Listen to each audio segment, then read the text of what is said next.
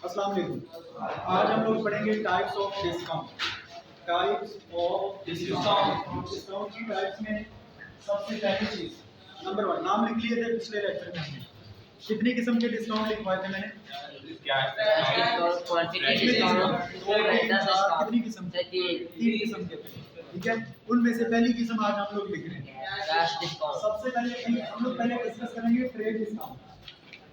Trade discount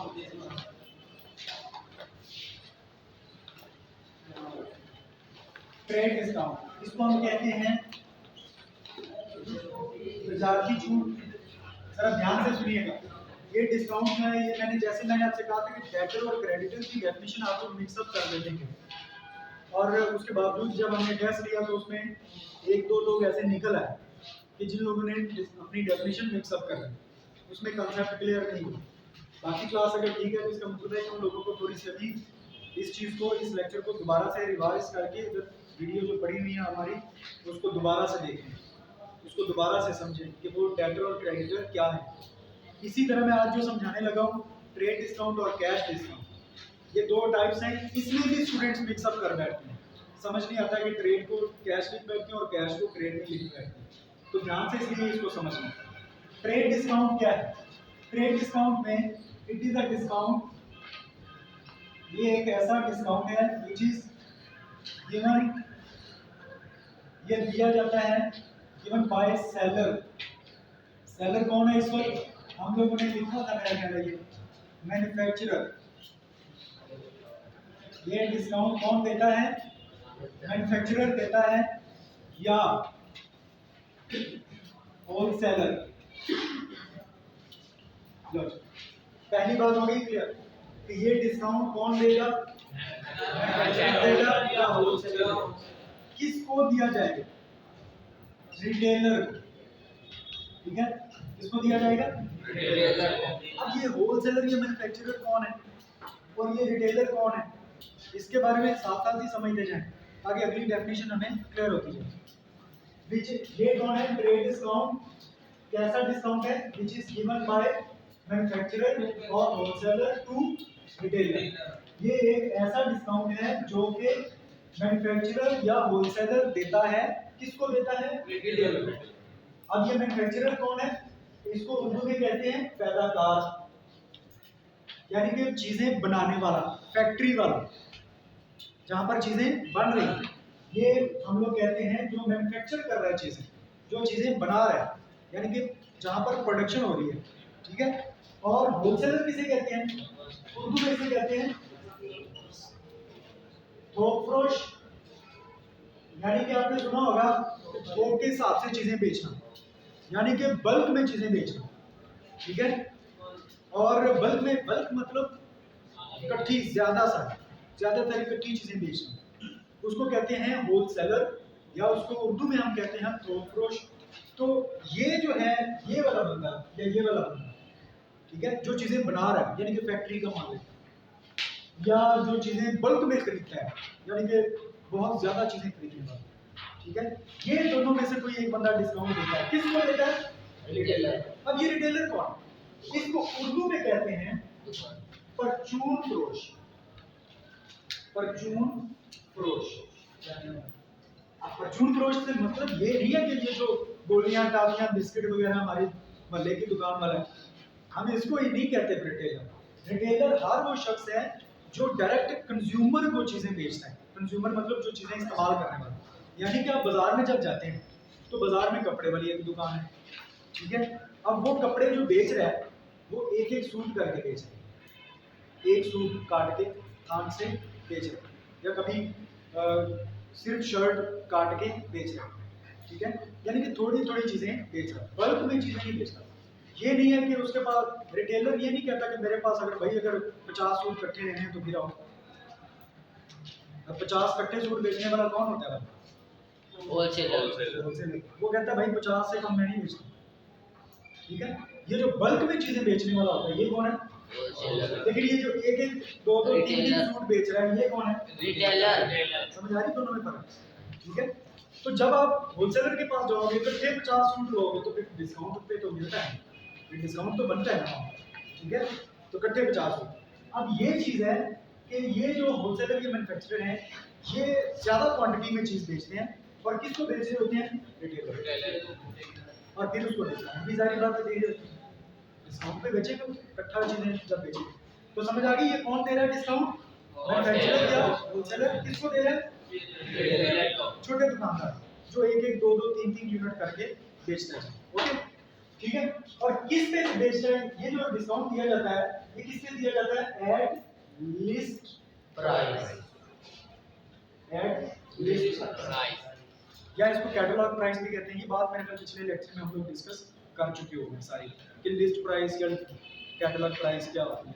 ठीक है, catalogue भी लिस्ट को ही कहते हैं, प्राइस एंड लिस्ट प्राइस। ठीक है, फिर दोबारा से साथ साथ इसको जोड़ते जाओ। ट्रेड डिस्काउंट कौन सा डिस्काउंट है? ये कौन देता है? Which is given by manufacturer और होलसेलर टू दी रिटेलर। किस पे देता है? At least price. क्यों देता है? On bulk purchase. बल्क का मतलब ज्यादा, परचेज मतलब खरीदारी, ज्यादा सारी खरीदारी करने पे जो डिस्काउंट दिया जाता है। क्लियर होगी बात? हाँ जी। तो इसको हम कहते हैं जी ट्रेड डिस्काउंट। क्लियर होगी? अब दूसरा देखें, मैंने कहा था कि इन दोनों को मिक्सअप नहीं करना, जरा ध्यान से सुनना। इसमें एक एक लफ्ज का एक एक जुमले का फर्क है। देखिए क्या दूसरा डिस्काउंट हम कौन सा पढ़ने जा रहे हैं? Cash discount. Cash discount Urdu में से कहते हैं नकद छूट। अब इसकी डेफिनेशन क्या है? Cash discount. अब ये कौन देगा और किसको मिलेगा और कब मिलेगा? ठीक है, ये जरा ध्यान से समझो। कैश डिस्काउंट क्या होता है पहले समझाता हूँ कंसेप्ट, फिर वाइट बोर्ड काला करेंगे। कंसेप्ट ये है कि जब आपने उधार सेल परचेज पढ़ी हुई, जब एक हमारा बिजनेस लास्ट वन इधर बेहतर, जब एक बंदा कारोबार, हमारा कारोबार, हम जब अपने कारोबार में बैठे हुए हमने उधार चीजें बेच दी। कैसे बेची? उधार। हमने उधार गुड्स बेच दी। अब वो जिसको हमने उधार चीजें बेची वो हमारा क्या बन गया? मकरूज। क्या बन गया? इंग्लिश में क्या कहते हैं? यस, क्या कहते हैं? डेटर। वो हमारा क्या बन गया? डेटर। अकाउंटिंग की जुबान में हम उसे कहते हैं डेटर। वो हमारा मकरूज है, डेटर। अच्छा, हम उसके क्या बन गए? अकाउंटिंग में क्रेडिटर। ठीक है, क्रेडिटर हम हैं, हमने पैसे लेने हैं, हमारे बिजनेस में उससे पैसे लेने हैं, हम हो गए क्रेडिटर और वो हमारा क्या हो गया? डेटर। ध्यान से समझना, इधर देखो देखो।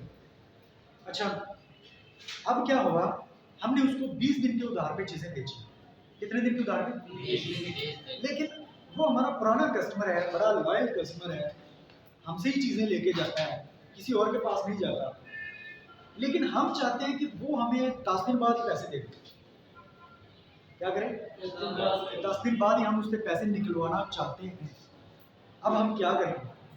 हम उसको एक ऑफर देते हैं, उसको हम एक लालच देते हैं, उससे कहते हैं कि यार ठीक है तुम उधार ले जाओ, 20 दिन के उधार पे ले जाओ चीजें, लेकिन अगर तुम 10 दिन बाद ही हमें पैसे दे दोगे ना तो हम तुम्हें मजीद 2% पैसे छोड़ दें। यानी कि अगर वो 100 रुपए की चीजें लेके गया हमसे तो हम उसे क्या कह रहे हैं कि यार अगर तुम 10 दिन बाद ही पैसे दे दोगे ना तो हम तुमसे 100 रुपया पूरा नहीं लेंगे, हम आपसे कितने पैसे लेंगे?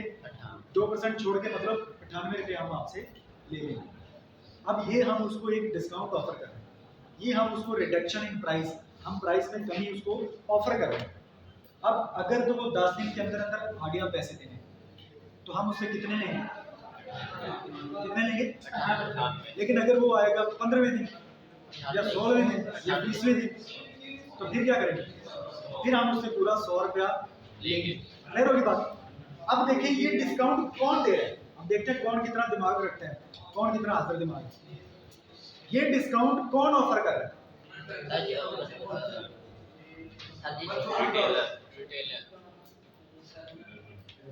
कौन ऑफर कर रहा है? कर्ज लेने वाला, कर्ज। यस, कौन ऑफर कर रहा है? मैंने इस डेफिनेशन के शुरू में एवं ही नहीं आपको क्रेडिटर और डेटर रिवाइज करवा दिया, मैंने इसीलिए करवाया। अब ये कौन अब ये ऑफर कौन कर रहा है? ये डिस्काउंट क्रेडिटर यानी कि कर्ज को ये ऑफर कर रहा है। अब सेलर बायर तो पीछे रह गई बात। अब सेलर बायर सेल परचेज तो पहले ही हो गई, वो सेलर और रिटेलर होलसेलर वो तो बात पीछे रह गई, ठीक है। अब मैं उसका क्या बन चुका हूँ? क्रेडिटर, और वो मेरा क्या बन चुका है? अब हमारा जो रिलेशन है वो क्रेडिटर और डेटर वाला है, समझ आ रही है बात? अब हम लोग क्रेडिटर और डेटर बन चुके हैं। अब ये ऑफर कौन कर रहा है? ये डिस्काउंट कौन ऑफर कर रहा है? क्रेडिटर। किसको किया जा रहा है? डेटर। क्यों किया जा रहा है? जल्दी पैसे निकलवाने के लिए। ड्यू डेट कहते हैं मुकर्ररा तारीख। मुकर्ररा तारीख क्या है? कितने दिन बाद है? और हम चाहते हैं कि मुकर्ररा तारीख से पहले पैसे निकल आए, पहले ही पैसे मिल जाएं। तो ये डिस्काउंट है, ये वाला कैश डिस्काउंट। ये जो हमने उसको ऑफर किया है डिस्काउंट, इसका नाम क्या होगा? कैश डिस्काउंट, ठीक है। ये आप दोबारा सुने इसको। ये एक ऐसा डिस्काउंट है जो कि एक क्रेडिटर अपने डेटर को ऑफर करता है। किस लिए ऑफर करता है? ड्यू डेट से, मुकर्ररा तारीख से पहले पैसे लेने के लिए। या यूं कह सकते हैं कि अगर डेटर मकरूज मुकर्ररा तारीख से पहले पैसे देता है और ये जो क्रेडिटर है कर्ज हुआ जिसने पैसे लेने, ये पहले पैसे देने की वजह से उसको कुछ पैसे छोड़ देता है, उसको कुछ डिस्काउंट दे देता है, तो वो डिस्काउंट क्या कहलाएगा? अब ये डिस्काउंट क्यों दिया गया? क्रेडिट डिस्काउंट क्यों दिया गया? तो वो ज्यादा मिकदार में चीजें खरीदने के लिए, बल्क में परचेज के लिए ये डिस्काउंट क्यों दिया जाता है? ऐसे जल्द पैसे मुकर्ररा तारीख से पहले पैसे लेके, समझा रही बात? ये डिस्काउंट कौन देता है? क्रेडिट डिस्काउंट या होलसेल? ये डिस्काउंट कौन देता है? ये डिस्काउंट किसको दिया जाता है? रिटेलर। और ये किसको दिया जाता है? रिटेलर को। समझ आ गई बात? तो ये है कैश डिस्काउंट। जब हम उससे पैसे वसूल करते हैं, जब हमने 15 दिन बाद या 10 दिन बाद या 20 दिन बाद जब हमने उससे पैसे वसूल करने, तो पैसे वसूल करते वक्त हम उसको एक पैसे डिस्काउंट कर देते हैं, कुछ पैसे छोड़ देते हैं। आम तौर पे इस डिस्काउंट का जो रेट होता है ना वो 2% होता है। ये एक बात एमसीक्यूज में आ जाती है। एमसीक्यूज में ये पूछा जाता है कि ये जो कैश डिस्काउंट है ये आम तौर पे कितना होता है? तो ये आम तौर पे कितना होता है? 2% या इससे कम होता है, 1%, 1.5% या आधा %, ठीक है। ये आमतौर पे 2% या इससे कम ही रहता है, 2% के राउंड अबाउट ही रहता है, इससे ज्यादा ये नहीं जाता। वैसे तो ये क्रेडिटर की मर्जी है, वो सारे पैसे भी डिस्काउंट में छोड़ सकता है, लेकिन सारे पैसे कौन छोड़ता है? कोई नहीं छोड़ता। तो आमतौर पे अगर पूछा है, आमतौर यूजुअली इसका रेट कितना होता है? 2% या इससे कम, ठीक है। खास तौर पे खुसूसी डिस्काउंट देना चाहे उसके दिल में वैसे तो रहम आ जाता है, तो वो तो जितने मर्जी फिर दे दे, लेकिन यूजुअली इसका रेट ये है, ठीक हो गया। अब इसको हमने समझ लिया क्या है। अब ये सिर्फ हमने इसको लिखना है। कैसे लिखते हैं? ये डिस्काउंट कौन सा है? ये ऐसा डिस्काउंट है which is given by creditor. ये कौन दे रहा है? क्रेडिटर। किसको दे रहा है? To debtor. वो अपने डेटर को क्यों दे रहा है? If debtor pay its debts, अगर वो अपना कर्जा वापस कर रहा है कब? बिफोर ड्यू डेट, मुकर्ररा तारीख से पहले। समझ आ गई बात? अब हम लोग इसको पढ़ ले, इधर आप नोट्स पे भी क्या लिखा हुआ वहां से भी पढ़ लें, ताकि अगर यहाँ पर कोई और अल्फाज ऐसे आते हैं मुश्किल, तो वो घर जाके आपको याद करने में कोई मसला नहीं। ट्रेड डिस्काउंट है, ये 15 नंबर पे ये लिखी हुई है। ये जो आपका है प्रिंसिपल्स ऑफ अकाउंटिंग चल रहा है चैप्टर, इसमें फाइल लिख दिया इसके ऊपर। ये page number 21, page number 21 page में, और डेफिनेशन नंबर है 15। What do you mean by trade discount?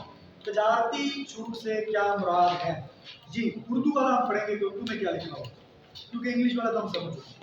इससे मुराद ऐसा डिस्काउंट जो अशिया फरोख्त करने वाला अशिया खरीदने वाले को अशिया फरोख्त करते वक्त अशिया की लिस्ट प्राइस पर देता है। ये हमने कल सारा डिस्कस कर लिया हुआ है, आज दोबारा इसकी रिवीजन होगी। ऐसा डिस्काउंट ट्रेड डिस्काउंट कहलाता है, लेकिन आप इसमें ये भी चीज ऐड कर लें कि ये ज्यादा चीजें खरीदने पर दिया जाता है, बल्क परचेज पर दिया जाता है। ठीक है, ये भी इसके अंदर है। मेरा ख्याल सारी चीजें होगी कवर, यही चीजें हमने डिस्कस की थी, कोई नई चीज तो नहीं है इसमें। अब देखिए कैश डिस्काउंट किधर है, इसके ऊपर है 14 नंबर पे देखिए, 14 नंबर डेफिनेशन। एग्जांपल हम इसकी बना लेते हैं, अगर नहीं भी तो लिखवा दें। ओके, कैश डिस्काउंट क्या चीज है? कैश डिस्काउंट हमने सिर्फ उर्दू वाला पढ़ेंगे।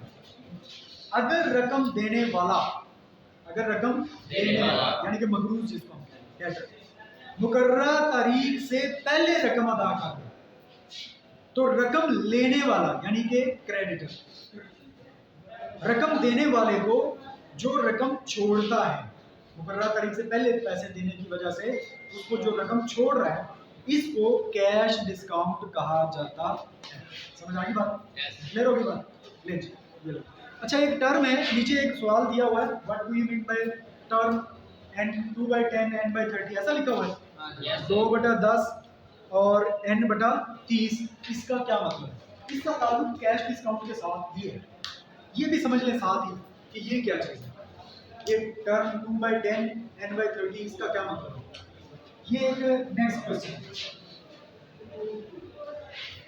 वो कह रहा है कि ये जो टर्म है, ये जो एक चीज है 2/10 n/30, इसका क्या मतलब है?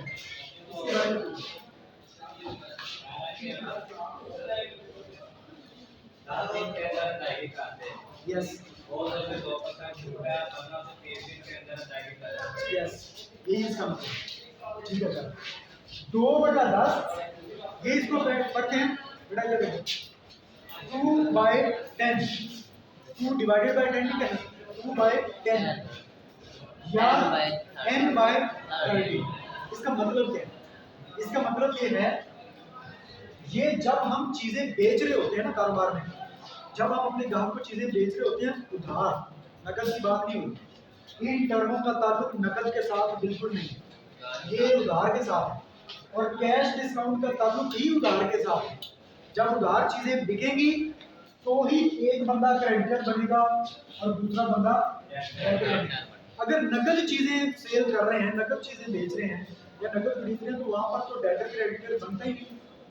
डेबिटर मकरूज और कर्ज का मकरूज बंदा हो गई तब जब चीजें उधार बिकेंगी। तो इसका ताल्लुक भी उधार चीजों के साथ है। और ये जो बताने लगा हूं टर्म 2/10 n/30, इसका ताल्लुक भी उधार सेल परचेज के साथ है। ठीक है, आप जरा समझे इसको ध्यान से बेटा, इधर देखिए बात में नोट करिए। 2/10 n/30 का क्या मतलब है? इसका मतलब ये है कि जब हम चीजें बेचने लगे हैं ना कस्टमर को, उधार चीजें बेचने लगे हैं, तो हम उसको सेल कर रहे हैं, साथ एक इनवॉइस बना के देते हैं, इनवॉइस। ठीक है, वो पर्ची सी होती है, लिस्ट बना के देते हैं, ठीक है, जिसके ऊपर सारा लिख के देते हैं। तो वो सौदे वाली पर्ची जो होती है, वो सारी पर्ची को इनवॉइस कहते हैं। इनवॉइस हम जब बना के देते हैं तो उसके ऊपर हम उसको लिख देते हैं कभी हम आपको जो चीजें बेच रहे हैं ना, इस शर्त पे बेच रहे हैं, ये एक शर्त है, ये एक कंडीशन है, ये एक टर्म है। ठीक है, हम उसके ऊपर लिख देते हैं 2/10 n/30। वो हमारा कस्टमर जो है ना, जो चीजें हमसे उधार चीजें लेके जा रहा है, वो इसको पढ़ के फौरन समझ जाता है। क्या समझते हैं? हम उसको क्या बता रहे हैं? हम उसको बता रहे हैं कि टोटल आपके पास दिन कितने हैं? 30। यानी कि वो कितने दिनों के उधार से हमसे चीजें लेके जा रहा है? 30 दिन के उधार। 30 दिन के उधार पे वो चीजें लेके जा रहा है। 30 दिन के अंदर अंदर वो पैसे देगा, 30 दिन के अंदर पैसे देगा, तो एंड फिर उसको एंड देने पड़ेंगे। एंड मतलब नेट प्राइस ये कह लें या नो डिस्काउंट। 30 दिन में पैसे देगा तो नो डिस्काउंट, कोई उसको पैसे हम छोड़ेंगे नहीं, पूरे पैसे देंगे। एंड मतलब नो डिस्काउंट। ठीक है, या उसको कह लेंगे नेट प्राइस ही लिख देंगे, जो प्राइस। और ये 2/10 का मतलब है कि अगर वो हमें 10 दिन के अंदर अंदर पैसे दे दे तो फिर हम उसको 2% डिस्काउंट देंगे। ये डिस्काउंट कौन सा होगा? कैश डिस्काउंट होगा या ट्रेड डिस्काउंट होगा? सोचो, ये हम उसको कह रहे हैं कि अगर तुम 10 दिन के अंदर अंदर पैसे दे दोगे तो 2% आपको पैसे छोड़ दिए जाएंगे। तो ये जो ऑफर की जा रही है 2% डिस्काउंट की, ये कौन सा डिस्काउंट है? क्यों? क्योंकि कैश डिस्काउंट क्या होता है? हम उसको ये ऑफर करते हैं मुकर्ररा तारीख से पहले। तो मुकर्ररा दिन कितने? 20। और हम उसको ऑफर करेंगे अगर 10 दिन में पैसे दे दो तो 2% डिस्काउंट मिलेगा। एक और टर्म मैं आपके सामने लिख रहा हूँ, वो जरा देखते हैं वो क्या है। आप लोग बताएंगे 2/10, 1/20, n/30। अब ये जो टर्म मैंने लिखी है इसको कौन एक्सप्लेन करेगा? जी आप करिए। आप इसका क्या मतलब है? अगर वो 10 दिन के अंदर देगा तो 2% होगा, अगर 20 दिन के अंदर फिर 1% होगा, अगर 30 तारीख तक देगा फिर। यस, समझ आई बात? बिल्कुल ठीक है। हम इसको इधर से पढ़ लेंगे या इधर से पढ़ लेंगे, जहाँ से मर्जी पढ़। अगर टोटल ये जो आखिरी होता है ना, n के नीचे जो डेज होते हैं, ये आपको बताते हैं total number of days, total दिन कितने हैं, टोटल कितने दिनों का उधार, ये आपको ये बताते हैं। ठीक है शाबाश। टोटल उधार कितने दिन का? 30 दिन। अगर वो 30 दिन बाद पैसे देगा, 30 दिन में पैसे देगा तो कोई डिस्काउंट नहीं मिलेगा।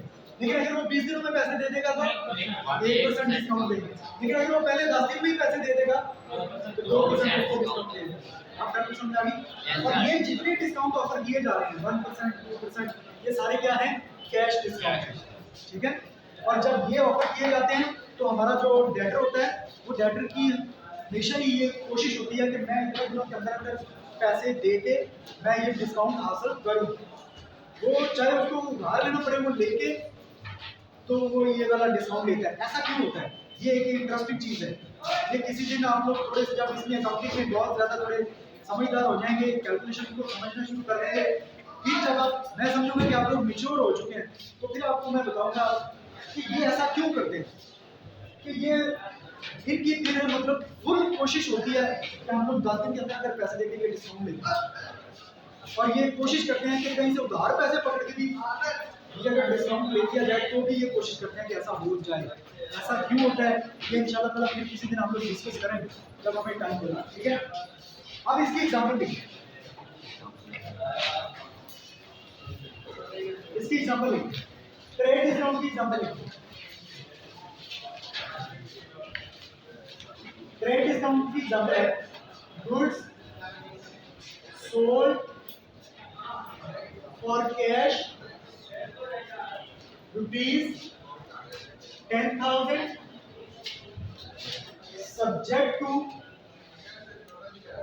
subject to 2% trade discount।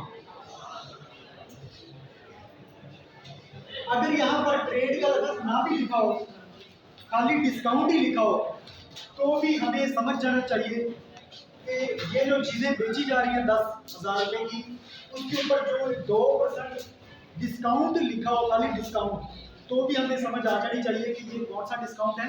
Trade discount. क्यों? कैसे समझ आ जानी चाहिए? क्यों पता चल जाना चाहिए? क्योंकि ये जो डिस्काउंट है ये ऑफर किया जा रहा है at the time of sale, जब चीजें बेची जा रही हैं उसी वक्त एक डिस्काउंट दिया जा रहा है। तो ये डिस्काउंट कौन सा होगा? Trade discount. क्लियर होगी बात? अब देखिए सब ये वाला तर्जुमा इसका सुनिए। गुड सोल्ड फॉर कैश, 10,000 रुपए की नकद चीजें बेची, 10,000 रुपए की नकद चीजें बेची और उसके ऊपर 2% डिस्काउंट दिया गया। लिस्ट प्राइस लिखना चाहे तो बहुत अच्छी बात है, लिख लें। 10,000 रुपए की नकद चीजें बेची गई और उस पर 2% डिस्काउंट दिया गया, और उस पर 2% डिस्काउंट दिया गया। आमतौर पे ये 2% होता नहीं है, ज्यादा ही होता है, 5%, 10%, 7% ऐसे करके। ठीक है? लेकिन आप परसेंटेज अपनी मर्जी से लिख सकते हैं, जितनी मर्जी लिखें, नो प्रॉब्लम। ठीक है? क्लियर होगी बात? अच्छा, अब जरा इसकी एग्जांपल देखिए, इसकी एग्जांपल देखिए। यहाँ पर आपने मुझे बताना कि फर्क क्या क्या है ऊपर वाली मिसाल में और इस मिसाल में। देखिएगा फर्क क्या आता है। Goods sold on credit ₹20,000, terms 2/10 n/30। ये है इसकी मिसाल। गुड सोल्ड ऑन क्रेडिट का क्या मतलब है? ऑन क्रेडिट का क्या मतलब है? उधार। पहला फर्क ये है, ऊपर जो चीजें बिक रही थी वो और कैश थी, नकद। यहाँ पर जो चीजें बेची जा रही हैं उधार बेची जा रही है। और जब उधार बेची जा रही हैं तो साथ ही उसको एक ऑफर भी दी जा रही है। तब कौन सी ऑफर दी जा रही है? 2/10 n/30। अब यहाँ पर डिस्काउंट कितने परसेंट है इसमें? 2%। यहाँ पर डिस्काउंट कितने परसेंट है? 2%। तो आप लिख सकते हैं here, इस मिसाल में 2% discount offered is a cash discount। ठीक है, इस मिसाल में ये जो 2% डिस्काउंट की ऑफर की जा रही है ये कैश डिस्काउंट है। और ये किस लिए, कैसे पता चला कैश डिस्काउंट है? क्योंकि मुकर्ररा दिन कितने हैं? 30, और मुकर्ररा दिनों से पहले पैसे लेने के लिए ये डिस्काउंट ऑफर किया जा रहा है। और मुकर्ररा दिनों से, मुकर्ररा तारीख से पहले पैसे लेने के लिए, पहले पैसे निकलवाने के लिए जो डिस्काउंट ऑफर किया जाता है वो हमेशा कैश डिस्काउंट ही होता है। यानी कि इसका ताल्लुक, कैश डिस्काउंट का ताल्लुक मुकर्ररा तारीख से पहले पैसे निकलवाने के लिए होता है, जबकि ट्रेड डिस्काउंट का ताल्लुक बल्क में परचेज के लिए होता है। क्लियर होगी बात? दोनों की समझ आ गई? इसकी उर्दू लिख लें। 20,000 रुपए की उधार अशिया बेची गई। 20,000 रुपए की, आप नहीं लिख रहे हो? लिख रहे? 20,000 रुपए की उधार अशिया बेची गई और उस पर ये शर्त रखी गई, 2/10 n/30। 20,000 रुपए की उधार अशिया बेची गई और उस पर ये शर्त रखी गई 2/10 और आगे n/30 डैश लगाने की, कॉमा भी लगा सकते हैं। 2/10 n/30 हो गया क्लियर? समझ आ गई? जो सवाल है, जो सवाल यहाँ तक है नहीं, सारा क्लियर है? चलिए ये आखिरी चीज आज की, मुझे वर्ड बोलिएगा।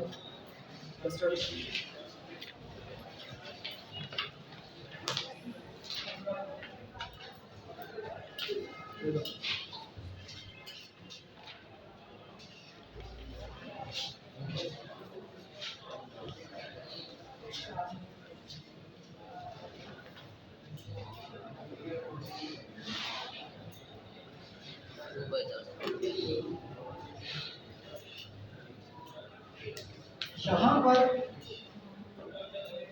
इतनी की जगह पे हम लोग एक और आखिरी चीज आज की समझते हैं, और वो बहुत अहम चीज है। मैं काफी दिनों से सोच रहा था कि आपको वो चीज समझाऊं, लेकिन अब चूंकि आपके डेटर और क्रेडिटर का कॉन्सेप्ट आप लोग ले चुके हैं, क्रेडिट परचेज, क्रेडिट सेल्स का कॉन्सेप्ट आप लोग ले चुके हैं, अब ट्रांजैक्शन की डेफिनेशन को हम लोग, ट्रांजैक्शन की टाइप्स को अगर हम डिस्कस करते हैं तो वो हमारे लिए बड़ी आसान हो चुकी है। अब उनको समझना हमारे लिए आसान हो चुका है। तो देखिए क्या है ट्रांजैक्शन की टाइप्स ऑफ ट्रांजैक्शन, उर्दू में से कहते हैं लेन देन की अक़साम। लेन देन की अक़साम, सर ध्यान से समझिएगा, इजी हो गया, अब इजी हो गया, अब मुश्किल नहीं है, क्योंकि हम लोग काफी सारा इसके बारे में पहले ही डिस्कस कर चुके हैं। पहली किस्म है कैश ट्रांजैक्शन, कैश ट्रांजैक्शन।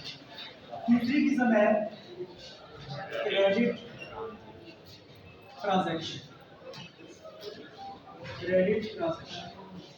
ठीक है, कैश ट्रांजैक्शन का मतलब है नकद लेन देन, और क्रेडिट ट्रांजैक्शन का मतलब है उधार लेन देन। अब आगे नंबर 1 कैश ट्रांजैक्शन। इसकी डेफिनेशन क्या है? Cash transaction. अब कारोबार में कोई भी ट्रांजैक्शन, अब ट्रांजैक्शन जब मैं बोलूंगा तो आपके जहन में पूरी डेफिनेशन उसकी आ जानी चाहिए तो ट्रांजैक्शन की डेफिनेशन क्या है, ठीक है। कारोबार में कोई भी ट्रांजैक्शन हो और उसकी वैल्यू जितनी भी हो वो अगर उसी वक्त मिल जाए तो क्या होगा? वो कौन सी ट्रांजैक्शन होगी? और अगर कोई ट्रांजैक्शन हुई है उसकी वैल्यू उसी वक्त नहीं मिली बल्कि फ्यूचर में किसी डेट पे मिलने का वादा किया गया तो वो कौन सी होगी? क्रेडिट ट्रांजैक्शन, ठीक है। अब इससे ये तो बड़े सिंपल हो गया ना, क्योंकि हमने cash purchases, cash sales, credit purchases, credit sales सारा कुछ पढ़ लिया हुआ था, हमारे लिए इजी होगा इसको एक्सप्लेन करना, ठीक है। अब इससे अगला पॉइंट जो अहम है जो क्रेडिट ट्रांजैक्शन में है वो ये है कि हमें हमारे सामने बेतहाशा ट्रांजैक्शन आएंगे, बेतहाशा ट्रांजैक्शन आएंगे, हमने उसमें से जज करना है, उसमें से समझना है कि ये कैश ट्रांजैक्शन कौन सी है और क्रेडिट ट्रांजैक्शन कौन सी है। जिस स्टूडेंट को ये समझ आ गई ना कि कैश ट्रांजैक्शन कौन सी है और क्रेडिट ट्रांजैक्शन कौन सी है, उसके काफ़ी सारे मसाइल आगे हल हो जाएंगे। जिसको ये समझ नहीं ना, जो यहाँ पर कंफ्यूज होगा कि कैश ट्रांजैक्शन है या क्रेडिट ट्रांजैक्शन है, तो वो उसकी ट्रीटमेंट गलत कर रहे हैं। यानी कि आप यूँ समझ लें कि मैथमेटिक्स में अगर ये किसी को ना पता हो कि जमा और मनफी में क्या फ़र्क है और वो जमा का सवाल दिया हो और वो उसको मनफी कर दे, या मनफी का सवाल दिया हो और वो उन दोनों रकमों को जमा कर दे, तो कितना गलत हो गया? सारा कुछ ही गलत हो गया। बिल्कुल सेम उसी तरह ही अगर कैश ट्रांजैक्शन को आपने क्रेडिट की जगह तरह लिख दिया और क्रेडिट ट्रांजैक्शन को अगर कैश की तरह लिख दिया तो इसका मतलब है कि टोटली सारा कुछ ही जीरो हो जाएगा। ये कितना अहम चीज़ है।